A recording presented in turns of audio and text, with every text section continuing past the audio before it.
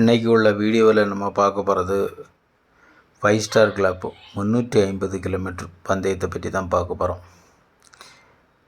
இந்த பந்தயம் எங்கே வச்சு ஸ்டார்ட் பண்ணியிருந்தேன்னா Padalur to Kanyakumari district. Air distance வந்து ஒரு 350 கிலோமீட்டர் வரும். கழிஞ்ச பந்தயத்தில் எங்களுக்கு 5 பேர்டுமே ரிட்டர்ன் ஆகிட்டு, அதனால் இந்த பந்தயத்தில் 5 பேர்டுமே கலந்துக்கிட வைக்கலாம். ஆனால் நாங்கள் வந்து 2 பேர்டு தான் கலந்துக்கிட வச்சுருந்தோம். மற்ற 3 பேர்டுகளும் உடல் ரீதியாக ஒரு சின்ன குறைபாடு இருந்து, அதனால் அடுத்த பந்தயத்தில் மற்ற 3 பேர்டுகளையும், அதாவது 550 கிலோமீட்டர் பந்தயத்துக்கு இறக்கிடலான்னுட்டு அந்த 3 பேர்டையும் ஸ்டாப் பண்ணி வச்சுருந்தோம். இந்த நாங்கள் யங் பேர்டு கேட்டகரியில் மட்டும்தான் ப்ராக்கில் பந்தயத்தில் இறக்கியிருந்தோம். ஸ்பெஷல் பேர்டுக்கும் ஓல்டு பேர்டையும் ஸ்டாப் பண்ணி போட்டிருந்தோம். இந்த யங் பேர்டு ரெண்டுமே ஒரு நல்ல முறையில் தயாராகி இருந்து, நல்ல ஒரு கண்டிஷனாக இருந்து, கண்டிப்பாக பேர்டு ரிட்டர்ன் ஆகணிட்டு ஒரு நல்ல ஒரு கான்ஃபிடெண்ட்டாக இந்த 2 பேர்டையுமே நம்ம வச்சுருந்தோம். இன்றைக்கி காலையில் நம்ம இடத்துல பார்க்கக்கூடிய நேரத்தில் கிளைமேட் ஒரு நல்ல கிளைமேட்டு தான். எந்த ஒரு மழைக்குள்ள அறிகுறியும் இல்லை, மேகமூட்டங்களும் இல்லை. அதனால் பேர்டுகள் கரெக்டாக ஒரு 4:30 மணிக்கூருக்குள்ளே வந்து இறங்கிறன்னிட்டு ஒரு நல்ல எதிர்பார்ப்போடு தான் நாங்களும் எதிர்பார்த்துட்டு இருந்தோம். பந்தயம் விட்ட இடத்துல பார்க்கக்கூடிய நேரத்தில் கிளைமேட்டு அங்கேயுமே ஒரு நல்ல ஒரு கிளைமேட்டு தான். கரெக்டாக 20 மணிக்கு யங் பேர்டுகளை ஓப்பன் பண்ணிட்டாங்க. இந்த யங் பேர்டில் மொத்தம் வந்து 20 ஃபேன்சியர் கலந்துருந்தாங்க, 30 பேர்டு கலந்துக்கிட்டு. பொதுவாக 350 கிலோமீட்ரு பந்தயம்னா கரெக்டாக 4:30 மணிக்கூர்லேருந்து 5 மணிக்கூர் உள்ள பிளேஸ்மெண்ட் பேர்டுகள்லாம் உள்ள ஆரம்பிச்சிடும். இன்றைக்கி வந்து பிளேஸ்மெண்ட் பேர்டுகள்லாம் உள்ளதுக்கு ஒரு 5 மணிக்கூர் ஆகிட்டு. அதாவது ஸ்பெஷல் கேட்டகரி பேர்டுகள்லாம் 5 மணிக்கூரில் உள்ள ஆரம்பிச்சிட்டு, யங் பேர்டு வந்து உலக்கு ரொம்ப டிலே ஆகிட்டு 6 மணிக்கூருக்கு மேலே எடுத்துக்கிட்டு. யங் பேர்டில் ஒரு 3 பிளேஸ்மெண்ட் முடிஞ்சோடனே நம்மளும் பேர்டு வராதுன்னுட்டு நாங்கள் கீழே இறங்கிட்டோம். ஆனால் வந்து பேர்டு எங்களுக்கு வந்து ரீச் ஆகிட்டு, நாங்கள் ரீச் ஆகிற டைமில் தட்டில் இல்லை. கொஞ்சம் நேரம் கழித்த பிறகு தான் பேர்டு வந்ததை கவனித்தோம்.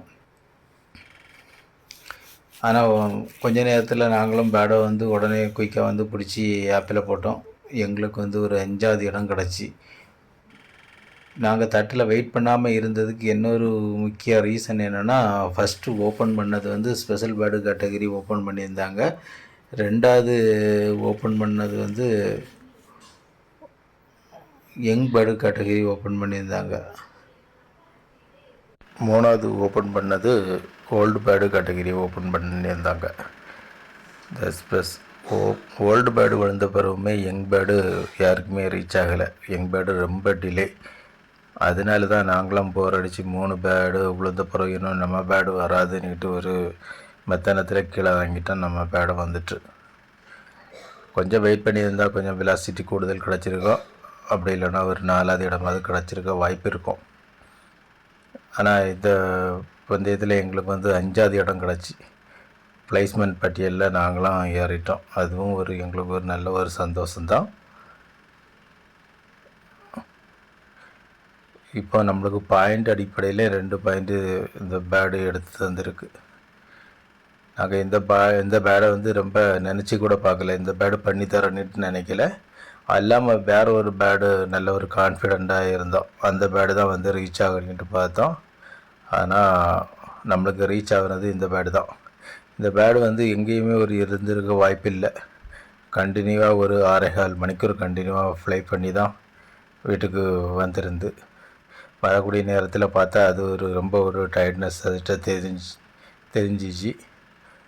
இன்னொரு பேர்டு வரானிட்டு நாங்கள் கான்ஃபிடெண்ட்டாக நினச்ச பேர்டு நம்மளுக்கு இது வரைக்கும் என்ன ரிட்டர்ன் ஆகலை. நாங்கள் வெயிட் பண்ணிக்கிட்டு தான் இருக்கோம்.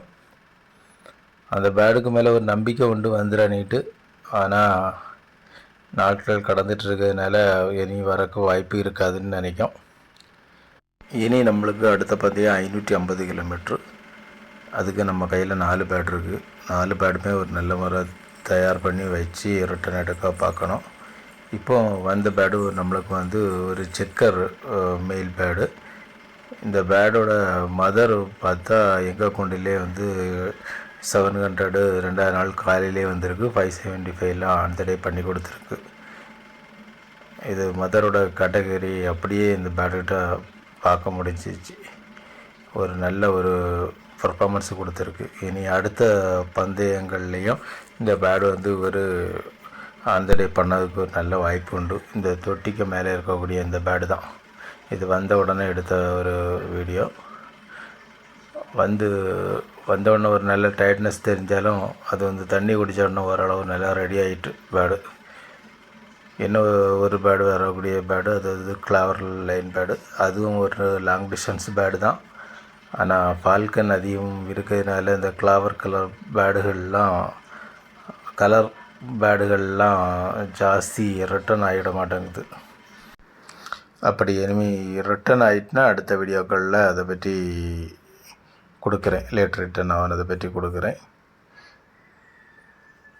இந்த பேடுக்கு நம்மளுக்கு 5வது இடம் கிடச்சனால இந்த பேடுக்கு நம்மளுக்கு பாயிண்ட் அடிப்படையிலேயுமே 2 பாயிண்ட் கிடச்சிருக்கு. இனி அடுத்த வீடியோக்களில் 550 கிலோமீட்டர் பந்தயத்தை பற்றி கொடுக்குறேன். இந்த வீடியோ பிடிச்சிருந்தனா லைக் பண்ணுங்கள், ஷேர் பண்ணுங்கள், சப்ஸ்கிரைப் பண்ணுங்கள். ஓகே. இது யங் பேர்டு கேட்டகரியில் ரிசல்ட்டு. இதில் நம்மளுக்கு 5வது இடம் கொடுத்துருப்பாங்க. ஜோ லாப்டன் இருக்கும்.